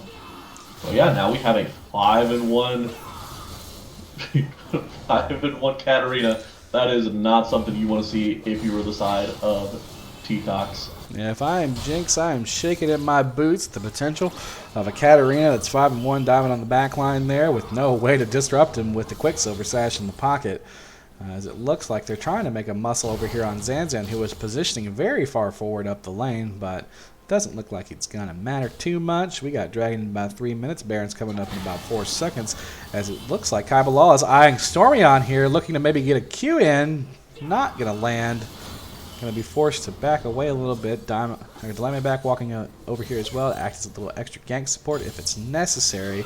That may have been the angle there if Flydrate pressed R with him trying to secure that Shunpo. Kaiba being very aggressive again. He's got 3 members of GG Easy coming in to try to take him down as he looks for this all-in on top of... Oh my goodness, he's going to narrowly get out thanks to the Quicksilver Sash, saving his butt. As everybody is now clumping in this mid lane, Jinx still splitting off to the side lane, probably going to claim that turret for herself. But there are low health pools on the side of Gunji and Stormion here. So if the fight breaks out, it's in the favor of Teacock as Bear is going to walk into Kaibalal here. Oh, great ultimate from the side of Bear, getting the ult down. Oh, and it misses. Kaibalal's ult misses. Doesn't get to pull back in, but Quadratics is still wanting this. He gets his full rotation off on top of Dilemma. He gets the kill on Dilemma as well, as the ult is still allowing him to sustain through here. Zanzan is trying, but he can't get it. He gets the double kill for himself as the knockups and kills gets translated now over into Joko Bremer. That's a 3 for 0 on the side of GG Easy. Stormion is chasing down from Embers down here in the bot lane as they pop the Herald in mid lane, looking to claim more turrets and gold for themselves there. Oh, you stopped running, buddy. You don't stop running, buddy. You don't stop running. And he unfortunately suffers, translating another kill over to Stormion's Katarina, putting him at a 6-1 record, getting a 600 gold bounty in his pocket. And Quadratics on the Swain sitting here as well with a 300 gold bounty in his pocket at 4-3. Well, I mean, you look at these fights, it's all Quadratic. Like, that fight, Stormion wasn't even there. Stormion went to the bot lane to go gank the split pushing Jinx. That was all Quadratic. Got in there, pulled the Morgana in, basically solo killed the Morgana there, had the ultimate just sustain through the Urgot and the Diana. Stormion. And was able to get a double kill. forced the flash out there as he looks to try to make an all-in on Kaibalal, not respecting how tanky he actually is. And I think, like, to your point about it being all Quadratics, it's also being all Kaibalal trying to start these fights on Volibear. The past two situations where it looks like they're going to get a kill, they don't get a kill because Bear just times his ult really well and gets out as Flydrate is looking to be the victim of Bear's next assault, but he gets the silence and walks away. We've got Dragon coming up in about 15 seconds. And I mean, look at Bear. What is he building? Talk. Magic Resist. Just that's it. Nothing else. He builds the Chem Tank, he's got the Merc Treads, and he's got the extra... I don't know what that new item's actually called, but more magic to resist at that point. So, and that's all he needs. He just needs to survive the burst from Kaibalal, Flydrate, and Delinement back. And I mean, right now from Embers, we've got an Engage looking to make off on Kaibalal here in mid lane. We saw the Chem Tank get popped as Stormion is going to get ulted himself. Kaibalal is forced to turn around here on Gunji Gang since everything got blown in his direction, but he walks right into Quadratic. Gunji claiming the kill on Kaibalal. The Dragon is up. Their jungler is down. Jokul Bremer says, I'm not going to let you guys walk over here and try to claim this position. I'm Cho'Gath. I'm tanky. I've got my Frostfire Gauntlet because that's the name of that item. I don't care that they changed it. And they're looking to claim this third Drake of the game, putting them on their soul point of Dragons as we hit the 23, soon to be 24-minute mark. Yeah, that's very scary from the side. Quadratic's not respecting the damage coming out here. He gets poked down a little bit with a Q as Jinx is forced to flash away from Bear, but Stormion's running in. He's trying to clean up these low health bars, but he can't. Oh my goodness! They get a kill on the backside. Dilemmaback's down. Jokul Bremer's getting run down by this monster of a Cho'Gath. You can't fight a Kaiju even though you're a Star Guardian. Sorry, Jinx. As that's 3 kills for 1 getting translated over into the favor of GG Easy. Kaibalal too far away. Zanzan doing his best to push in top lane and get what he can since he's on the other side of the map. Yeah, and then the only reason that Stormion died there because he had already previously used his QSS. If he had his QSS up there, he was just going to completely run over that fight and be. He killed the Jinx, but he was still going to be able to kill everybody else all by himself. All right, and so when we talk about this game in comparison to the last one, it's definitely not as bloody, and it's definitely not in the favor of Teacock as it was in the last one. Kaibalal looking a little worse for wear, 3-4-1 in comparison to his 29 KDA he had last game. But they've got the familiarity of their team comp. They've got the potential for all of these picks between the Malzahar and the Morgana and the Urgot and the Diana. They can do all of this stuff, but GG Easy says, hey, we got some big booties. We just gonna walk together and make sure our guys are protected. Tam King, your channel points are looking very tasty right about now. Looking like they're gonna Loving slip away. But this is exactly what GG. As we've got a bunch of bodies collapsing up here in top lane. We've got Kaibalal eyeing Jokul Bremer and Volibear over here in the top. He makes the engage again on the tanks as Quadratics is walking in. He gets the shutdown on top of Volibear, but Quadratics is a big boy. He's looking to eye down Kaibalal himself. He gets the never move on top of him. He Zonias. He's got the extra damage from his ultimate coming out, but nobody else is here. Where's all the DPS at? Jinx is super low. She dies from the burn from the Leandries. Stormion is here. He gets the cleanup kill on Dilemmaback. He don't know if he's going to be able to do it. Oh, he barely gets the extra kill onto Urgot. That's going to leave Flydrate, the only person on the map as an ace, gets translated over to the side of Teacock. Our gold lead has been bouncing back and forward between 4K and 2K for like every single time one of these fights break out. Well, and I tell you what, it's because GG Easy is getting these kills, they're getting ahead, and then they do something like that, and they just overextend with two people there, and sure, they picked up a couple kills at the end to make it a 5-for-4, 4-for-5 in their favor, but they gave over, I think they gave over a couple shutdowns there too, because, obviously they're very far ahead, and like Stormion died, but still has 150 gold shutdown. So you don't want to get too greedy with it and then start giving over shutdowns and just help Teacock try and get back in the game. So you gotta be careful with this. But I mean, right now, look at the 80 carries. You got 4-1 and 13 Senna going up against the Jinx, who's been farming relatively well, but is a little bit high. Only 2, 4, and 3 hasn't been able to be a factor in most of these fights really. Soonest thing on that 84 Stormy just going souls in, herself just as a she one tries to shot. claim the kill on the From Embers. He gets the reset from the From Embers kill, but he's not going to be able to get out. As we have another fight brewing down here for the bot lane as Kai Bilal is trying to get this kill on top of Gucci. Air Bear doing his best to try to protect his AD carry. I don't know if he's going to be able to do it as Kai Bilal is kiting this Air Bear around. As Zanzan is here, he gets the knockback to get away from him. I don't know if Air Bear is going to be able to chase him down. He's going to, Adam, get over here. Adam, I want that booty. He gets the Diana booty, but he's not going to be able to get out as Zanzan whiffs his ult in disrespect and says, boy, you wanted to go into that meat grinder. I didn't want to let you have it. Yeah, Kai Malone could have just literally kept running and been out of there. He wouldn't have got hit by the lightning, and I think he would have been fine. But turns around, ends up getting the kill traded. Gare Bear was going to die regardless. But you had pushing on the other side of the map from Quadratic. They are looking to rotate on him now, but he is going to just say peace, and he's going to get out of there. 2 for 2 overall across the board with Quadratics getting that extra pressure in top lane, getting everybody to rotate over to this top side. You would love to see at this point in time blue side rotating over to this dragon, claiming this vision and clearing out what they can with this dragon now coming up in about 25 segundos. As Flydrate's looking to back. He's got the... doesn't have teleport. He has barrier. It's just Malzahar. I just think Malzahar has to have teleport for some reason. Yeah, no teleports from the mid laner, so this... It makes for very bloody fights, yes, but not super extended because now you Stormion is looking to eyeball From Embers here, who is nearly by himself. He gets the kill! Oh, and Gucci supporting him from across the map with the ultimate! That's a triple kill for Stormion as they look to claim the Dragon Soul for themselves. Looks like Stormion is cosplaying that 15-1 Diana from last game. As he sets Just the dagger up to absolutely get going the to town. escape. Not going to go in for the all-in on top of Flydrate. The tempo is all in the favor of GG Easy right now as they are eyeballing Baron. They say, hey, we're 26 kills in this game. It's been 30 minutes. I want to go to bed. Let's get this game over with. Yeah, I'm going to call GG Easy Lizzo because they like tempo. I hope somebody gets that joke, but man, this game is just going GG Easy. This Baron going very slowly here. Katarina in position to make a pick. She doesn't want to make the pick half health into a Malzahar, but she's in position to do something here, but there's not enough damage to really get this out of the way. You got Cho'Gath, okay, there we go. We didn't stack everything right, but we still got it. Stormy not going to get out. Gare Bear's having to go in.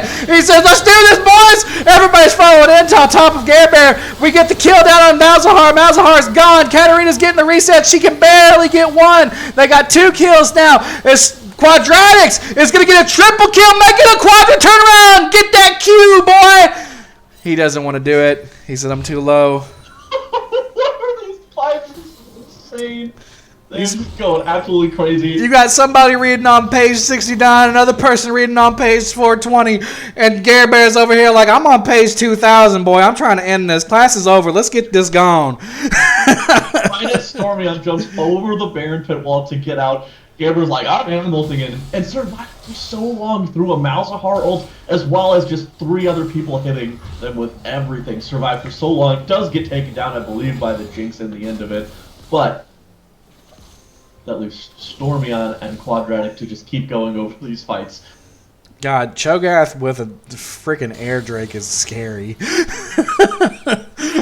just see him eat that minion and run like freaking Usain Bolt, man. Going absolutely crazy in this game. And so, now you still have 2 members who have Baron buff up on them, which is going to be, I believe it's Gucci and Quadratic. Oh, I lied, Joe Cool Remember still has it. I don't know who actually died in that fight, so either way. And look, yeah, Joe Cool Bremer does have it, and I know Quadratic has it because they were both alive at the end of this fight, so we might be looking for some split pushes. So they look to catch what waves they can on the side here as we got Gucci does top have it wave. still. Walking towards him, Genji still got this as they. Oh my God, that so range! big now. He doesn't give a shit about Kabbalah. He said, "Boy, get back over here. I'm dealing true damage. Let's go. I'm Prestige Edition. Louis Vuitton in the house. Let's go. You got nothing on my bank account." As they claim the kill, still have the Baron looking to push down this mid lane. And Quadratics getting the never move down on the Zanzan, getting the W, get the suppression down from Malzahar. It doesn't matter though, because he's so big. Zanzan's going to fall down to Gunji. Quadratics walking forward, looking to claim the never move onto Dilemmaback. He's not going to hit it, but he's going to get the W though. Quadratics is huge in the house as Gunji Gang is still running in. Malzahar, why are you flashing in? You don't have ultimate. That's a double kill on the side of Quadratics. They're going to close this game out. This game's about to be a 1-1 series. Where them channel points at, boys? Where them channel points? You didn't believe in the mental reset as GG Easy has mental reset and Stormy's going to claim that ace on the backside. That's an ace. That's 2 inhibitors down. That's bad minions in the base. They're going to claim this shit 35-15. Game's over. Giving him points. Oh, no. Okay. They just wanted to pad the stats. That's why they went and got the bot lane in him too. And they're just going to end this game. Absolutely massive fights from the side of GG.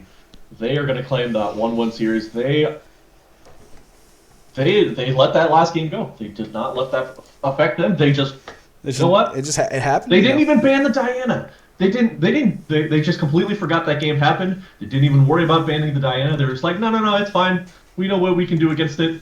And they did. They absolutely executed on their game plan and won the game. That's all there is to say about that. Sometimes life gives you lemons, and you get lemonade shoved down your throat.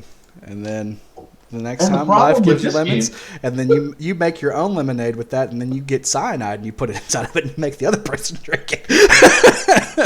That's a little bit of payback. So, excellent series overall. Very I put in exciting 10K channel points and I got 36K back. Thank you, Tambo. Quadratics and Stormyon leading the way for their teams in the damage regard. Gunji Gang following up with a little bit of respectful damage himself, covering about a little bit over half of what they put down in this game. Malzahar and Diana trying their best, just not able to keep up, but they believed in their win con. They got their boy Gunji back. They said, hey, we got our coach in the house. Let's do it to it. So I'm going to get the straw poll out here. Yeah, who needs 2 coaches? You only need 1. MVP. T-Cock. Yeah, see with this game, there's not, unlike the last game where Kaiba looked like, 30 kills ahead of everybody, including his own team. This game's not quite as cut and dry. Yeah, you got several people that you could argue for it. I mean, realistically, and no offense, Cho'Gath, but I think you could argue for almost anybody else in the game minus the Cho'Gath. Gunji, late game, was putting out the damage, played the lane really well. Just kited out, didn't get hit by Morgana bindings, didn't give them a chance to get ahead in the bot lane, and then late game was just pumping out the damage. Stormyon, obviously, going crazy in the mid lane, just once he got that QSS and got a little bit of damage, was just one-shotting people, or multiple people in each fight. And then Gare Bear, for instance, as well. So, really much better played early game. Was all over the map, was farming, as well as was just getting so much lane pressure. Had blown so many flashes. I think he had blown the flashes of people in all 3 lanes, both top, mid, and bot. He had blown flashes, and then repeat gank, and that was easy. Great.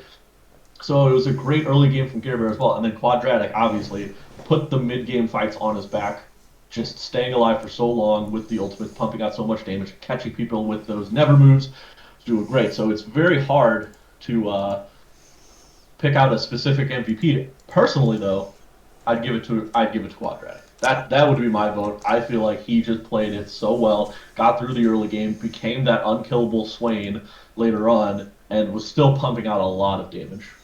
Very, very true, and I'm right there with you, man. As a Swain main, I always have to side with Swain when he's on the board, so I'm siding with Swain in this regard. Quadratics played the mid-game transitioning phase very well, doing a lot to set himself up and set his team up overall. As looks like the crowd is slowly agreeing with us as Quadratic leads the way with 3 votes, Stormyon with 2 votes. Yeah, much respect, though, to put our eyes on our boy Stormyon. He saw solo 80 carries, and he said, hey, what you doing? And so he went after his own solo kills, did an excellent job in a matchup that doesn't favor him in the overall, and itemized effectively and early. Paid his taxes on time. Got out of the hump. And looked really good throughout the game. Made a bunch of plays. Showed his familiarity on that champion that I don't think a lot of people thought he was very familiar on. But in an effort for me to go to bed, I'm going to call it right here. Quadratics is our Game 2 MVP, and our boy Kai Bilal was our Game 1 MVP. The series overall is 1-1, Teacock and GG Easy. Well played in both games from both sides, outside of, that's how the game won from, GG Easy. But they don't remember that. That never happened to them. No, never happened. Never happened. So if you guys want to get over into Player of the Game 1 chat, Quadratics and Kai Bilal, we'll do a quick little rundown of the games, do a little interview, and we'll call this thing a night. Woo! I'm hot. Yeah, you are. I'm very hot. The temperature rising here with me yelling. What's good? How's it going, Kai Bilal? Yo, how's it going, guys? How does it feel to end game 1 with a 29 KDA? Oh, that's all right. Just That's all right, Just all right. Come on. I know you had to be juicing yourself a little bit. No, it felt good. It felt good. It felt nice to be able to go as aggressive as I wanted to by the end of the game. I always like games like that, so definitely a fun time. Good comp to do it in as well. 2 supports and a Diana is pretty nutty. It's always nice when you have a comp that just lets you be aggressive. And as we got Gucci coming in here. Are you our stand-in for Quadratics? I am indeed. All right, guys. I've got my first question on how it feels to be, a 29 KDA out of Yugi here, or not Yugi. Oh my God, Kaiba. So Gunji, walk me through what it's like coming in as Gandalf on the hill to take your guys to a victory in game 2. Where was the mental at for your boys? Were they helms deep, looking lost? Honestly, it wasn't too bad. I came back like I think it was like 6 minutes, caught like the last 6 minutes, and I was like, ooh, this is not looking great. And then surprisingly, they weren't like super tilted or anything after game 1. So the mental was very strong. So I'll give them a lot of props for that. All right. Oh, go ahead. I have a question for you. So, with obviously you just catching the last 6 minutes of it, and then the rest of the team obviously living it, what was the thought process going into your pick bands where you let that Diana come through? So we thought if we just left Diana up, they would pick it again, which is fine. Just like the nature of, from having played their bot lane a couple times, we figured it would be a pretty passive lane. So I was like, I'm okay with giving them the Diana because for the most part, he's going to be looking for me to just absolutely blow me up, which he did do one time in the jungle because I was feeling myself and then I was very much not feeling myself. You were playing AD carry. Yeah, it'd be like that sometimes. Fasting AD carry at that. Indeed. Well, to be fair, Fasting Senna does spike pretty hard mid-game, so we were in the point where I was definitely like online at that point. But we figured, I was like, if the bot lane's going to play pretty passive, we thought that Fasting Senna would have been pretty good. And it's something that me and Joe Cool wanted to pull out. Senna Cho'Gath is a little bit of Juniata collegiate tech that we've ran for a while. And it's caught and run actually a couple times in pro, which is really funny because my collegiate support used to say it was good. And me and my assistant coaches were like, no, it's not. And then pro played it and he just like linked it to us a bunch of times. He's like, let us play it. He's like, I told you. He's like, I told you. Let me ask you on that, because I found mixed results when it comes to the Senna Cho'Gath lane, and it's primarily due to like Cho'Gath's rune choice. Is it Arcane Comet or is it Glacial Augment? It depends. So actually, the 2 better runes, in my opinion, are Fleet Footwork and Guardian. Mm-hmm. So Fleet Footwork allows you to sustain off the wave with your Q. Mm-hmm. It's actually what most Cho'Gath players take in losing matchups top lane, just so they can sustain the early lane. Mm-hmm. So if you're like in a really poke heavy lane, you can take Fleet Footwork and just like sustain through it all basically. And then Guardian is just there just like any other, like you would take it for like any other support for the most part. It's just there for extra resistances. You already have the slow from Senna Glacial, So that makes landing your Q, if you're going in for like a trade or going in for an all-in, it makes it pretty easy to follow up on.